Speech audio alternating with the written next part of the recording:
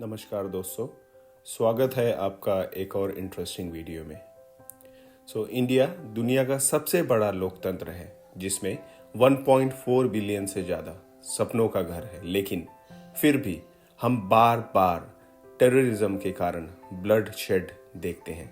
Despite decade of experience, India अभी भी terrorism को पूरी तरह से रोकने के लिए स्ट्रगल क्यों कर रहा है। चलिए बात करते हैं हम root causes, the challenges and the action जो हमको लेने चाहिए टेररिज्म को पूरी तरह से खत्म करने के लिए।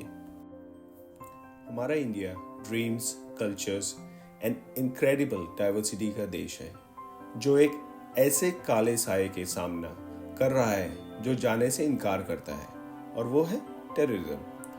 कश्मीर से लेकर नॉर्थ ईस्ट तक, मुंबई की वाइब्रेंट सड़कों से लेकर दिल्ली की हलचल भरी राजधानी तक, टेररिज्म ने बार बार हमारे लोगों, हमारी इकॉनमी और हमारी आत्मा पर हमला किया है।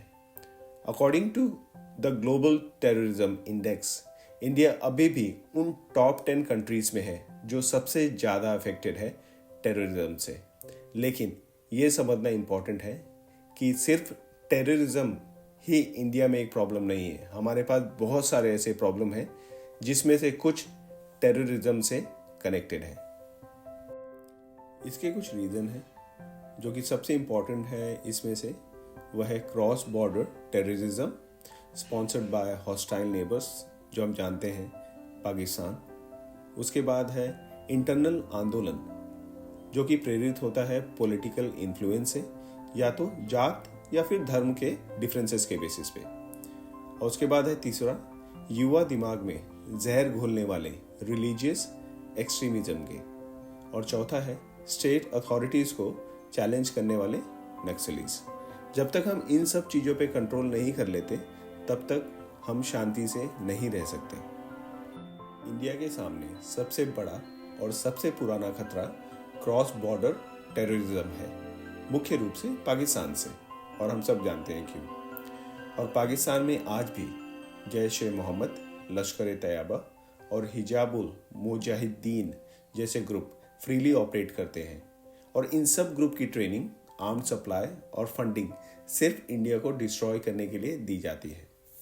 हम सब जानते हैं कि हमारे कितने डिप्लोमेट्स की डिस्कशन हुई है पाकिस्तान के साथ टेररिज्म को रोकने के लिए, और इसको इंटरनेशनल लेवल पे भी कॉन्डेम किया गया है, पर फिर भी टेररिस्ट बॉर्डर क्रॉस करके इंडिया में घुस ही जाते हैं।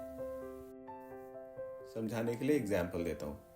26/11 का हॉरिफिक मुंबई अटैक, जिसमें 10 टेररिस्ट पाकिस्तान से मुंबई में घुस जाते हैं और अप्रॉक्सीमेट 170 से ज़्यादा इनोसेंट लोगों को मार देते हैं। इस अटैक की पूरी प्लानिंग, फंडिंग और डायरेक्शन सब कुछ पाकिस्तान में ही हुआ था।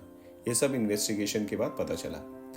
वैसे ही 2019 में पुलवामा सुसाइड बॉम्बिंग में, जिसमें 40 से ज़्यादा CRPF के सोल्जर्स शहीद हो गए, इसके इन्वेस्टिगेशन से भी पता चला कि इसका भी पूरा कनेक्शन पाकिस्तान से है। ये अटैक रैंडम नहीं होता है, ये पूरी प्लानिंग के साथ अटैक होता है जिससे इंडिया को स्लोली डिस्ट्रॉय किया जा सके।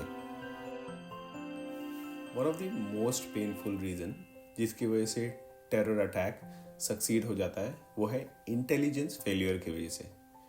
इसलिए नहीं कि इंफॉर्मेशन अवेलेबल है, इंफॉर्मेशन तो इनको मिल जाता है, बट उसके ऊपर वो जल्दी से कुछ एक्शन ना करने की वजह से काफ़ी इश्यू हो जाता है और ये टेररिस्ट अटैक करने में सक्सेसफुल हो जाते हैं। हमारे इंडिया में बहुत सारी इंटेलिजेंस एजेंसीज हैं, जैसे raw, IB, state police, defence intelligence, but often ये सारी एजेंसीज इस इंफॉर्मेशन को बाकी सारे एजेंसीज के साथ शेयर करने में डिले कर देती है, और इस एक्शन के डिले करने की वजह से बहुत सारे मासूम लोगों की जानें चली जाती हैं। फिर से एग्जांपल देके समझाता हूँ। अभी मैंने 26/11 मुंबई अटैक के बारे में बात की। इस अटैक के बारे में भी इंटेलिजेंस को पता चल गया था और इंटेलिजेंस ने अपनी इनपुट्स जारी कर दी थी और शेयर कर दी थी।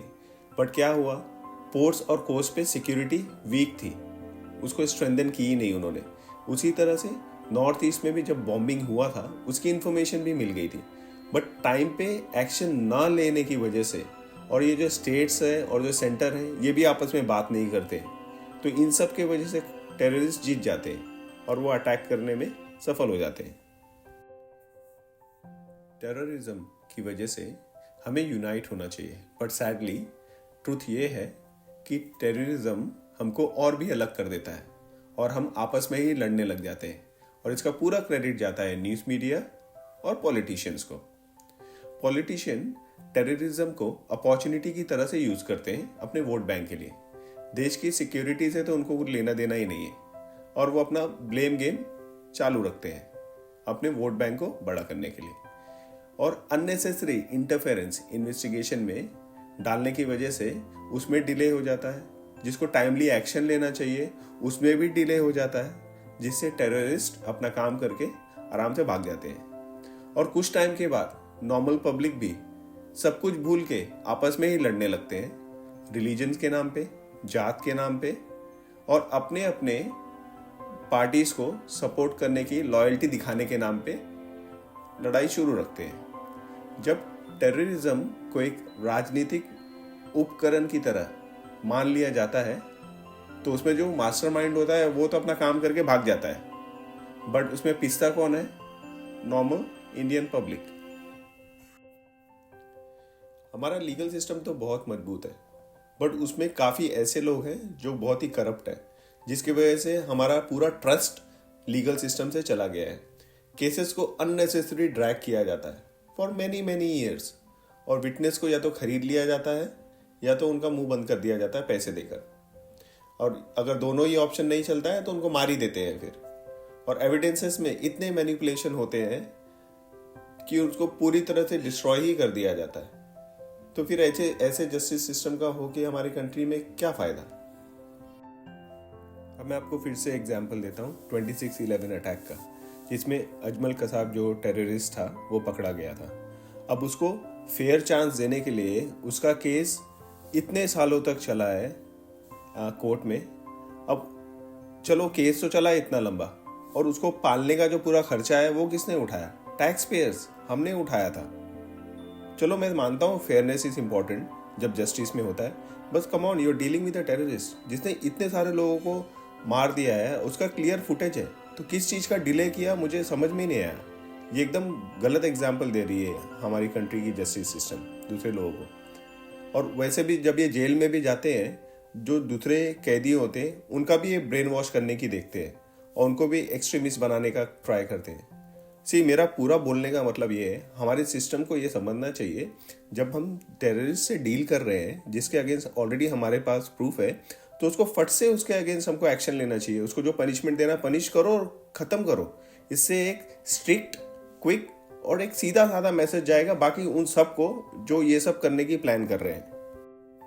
आज के टाइम पे जो टेररिज्म है ये सिर्फ क्रॉस बॉर्डर से इंपोर्ट नहीं हो रहा है, ये हमारे कंट्रीज में भी बढ़ता जा रहा है। जो हमारे यंग इंडियंस हैं इनके माइंडसेट पे भी बहुत बुरा प्रभाव पड़ रहा है। ऑनलाइन प्रोपेगेंडा की वजह से फेक न्यूज़, हेट स्पीचेस, ये सब इनके माइंडसेट को गलत डायरेक्शन में ढकेल रहा है। ISIS का प्रचार वीडियो ने खास तौर पर इंडियन यूथ को निशाना बनाया। विदेश में ISIS में शामिल होने की कोशिश कर रहे इंडियन मूल के लोगों को गिरफ्तार किया गया है। Social media platform, dark web channel और यहाँ तक कि कुछ समुदाय के पॉलिटिशियन भी एक्सट्रीमिस्ट सोच को धीरे धीरे फैलाते हैं, जिससे हमारे समाज के अंदर एक टाइम बॉम्ब का काम कर रहा है। ये हम टेररिज्म का इम्पैक्ट तो जानते ही हैं। Behind every terror attack there is a shattered home. इसका इम्पैक्ट ये होता है कि एक माँ जो अपने बेटे को फिर कभी नहीं देख पाएगी, एक बेटी जो यह सोचकर बड़ी हो रही है कि उसके पिता कभी वापस क्यों नहीं आए, ऐसा परिवार जो हर सुबह उस काले दिन को याद करता है। टेररिज्म सिर्फ एक नेशनल सिक्योरिटी का इशू नहीं है, बट ये एक ह्यूमन ट्रेजिडी है। यह एक ऐसा घाव है जो कभी ठीक नहीं हो सकता, और इसलिए एज अ सिटीजन हम सबको अब चुप नहीं रहना चाहिए। हम सबको अपनी आवाज़ उठानी चाहिए। We must demand for action and we must stay united. चलो देखते हैं सॉल्यूशंस की तरफ। मुझे लगता है हमको एक single counter terrorism task force बनाना चाहिए, जो कि कॉम्बिनेशन हो इंटेलिजेंस का, जो कि इंक्लूड करे रॉ को, IB को, NIA एंड स्टेट पुलिस को। अब ये सब क्या करेंगे, रियल टाइम जो इन्फॉर्मेशन इनके पास होती है ये एक दूसरे के साथ शेयर करेंगे।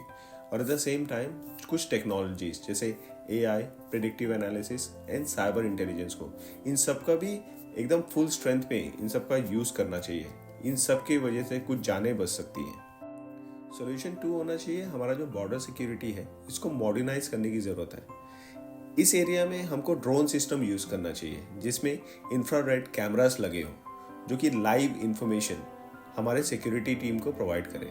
और जो हमारे सोल्जर्स हैं जो बॉर्डर पे तैनात हैं उनको लेटेस्ट टेक्नोलॉजीज़ के वेपन एंड आर्म देने चाहिए और इनको पूरी तरह से इनके हेल्थ की भी ख्याल रखनी चाहिए।